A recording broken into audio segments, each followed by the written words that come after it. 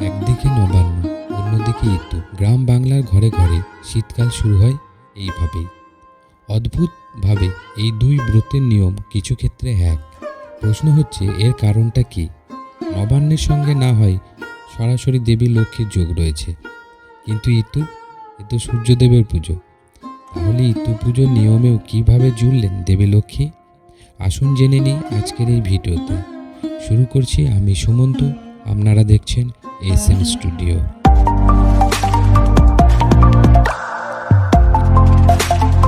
অঘ্রাণ মাস, গ্রাম বাংলার ঘরে ঘরে নতুন ধানের সুবাস। প্রচলিত রীতি মেনে যা সবার আগে ব্যবহার হয় দেবী লক্ষ্মীর প্রসাদে। বাংলার নিজস্ব এই নবান্ন ব্রতের নিয়ম কম বেশি সকলেরই জানা, কিন্তু প্রায় একই নিয়মে ঘরে ঘরে পালিত হয় আরও এক ব্রত, হিসেব মতো যা আসলে সূর্যের আরাধনা, কিন্তু সেখানেও রীতিমতো প্রভাব রয়েছে দেবী লক্ষ্মীর। কথায় আছে বাঙালির 12 মাসে 13 পার্বণ। এর মধ্যে শীতকালের এই 2 মাস শুরুটা হয় নবান্ন দিয়ে আর শেষ হয় পিঠে পুলির সঙ্গে। কিন্তু ঠিক এই দুইয়ের মাঝে আরও এক ব্রতর চল রয়েছে বাংলার ঘরে ঘরে, যেখানে পিঠে খাওয়ারও যেমন নিয়ম রয়েছে, তেমনি নবান্নর মতো নতুন ফল, নতুন সবজি, নতুন গুড় সবই প্রয়োজন। ঠিক ধরেছেন, কথা বলছি ঋতু পুজো সম্পর্কে।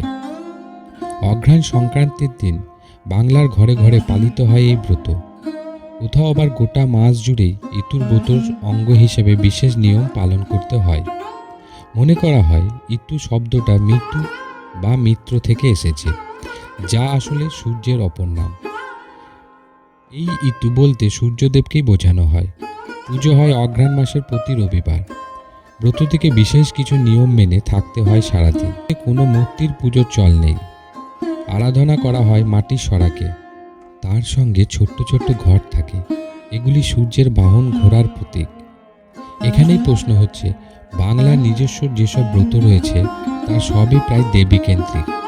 এক্ষেত্রে ঋতু কিভাবে স্রেফ দেবতার পুজো হয়ে থেকে যায়? এখানেই ঋতুর সঙ্গে মিশেছেন দেবী লক্ষ্মী। ব্রত কথায় সরাসরি উল্লেখ না থাকলেও ঋতু পুজোর সময়টা দেখলে খানিক আন্দাজ করা যায় দেবী লক্ষ্মীর সঙ্গে এর যোগ ঠিক কোথায়। সবটাই নতুন ফসলের সঙ্গে সম্পর্কিত। শীতের এই সময়টা নতুন ধান ওঠা, গ্রাম বাংলায় ভরে ওঠে সেই সুবাস। সেখানে কোনো পুজো হলে শস্যদেবী কিভাবে ব্রাত্য থাকে। তাই নবান্ন হোক বা ঋতু, সবেই জুড়েছে শস্যদেবী লক্ষ্মীর আরাধনা। আবার সূর্য উর্বরা শক্তির আধার, তাকে প্রসন্ন করার রেওয়াজ প্রায় সব জাতিরই মধ্যে রয়েছে। বাঙালির সেই সূর্য পুজো হলো ঋতুর ব্রত। এবার আসা যাক ব্রতর কথার প্রসঙ্গে। সেখানে উম্ন ঝুম্ন নামে 2 বোনের কাহিনী শোনা যায়। ঋতুর কৃপায় কিভাবে তাদের জীবনে বদল এলো সেই কাহিনী প্রচলিত ব্রত কথা হিসেবে। সেখানে স্পষ্ট দেখা যায় ব্রত করলে ধন সম্পত্তি বা যাবতীয় সংসারের সুখ লাভের বর্ণনা।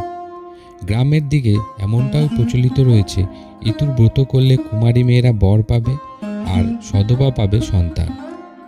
একই প্রসঙ্গেও একথা সহজেই বলা যায়, ঋতুর ব্রত পালনের আসল উদ্দেশ্য সংসারের সার্বিক মঙ্গল।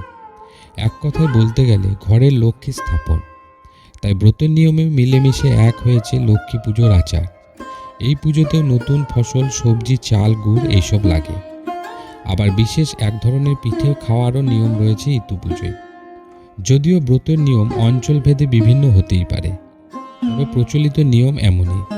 সূর্য হোক বা লক্ষ্মী, সকলকে তুষ্ট করাই একমাত্র উদ্দেশ্য সংসারের মঙ্গল কামনা।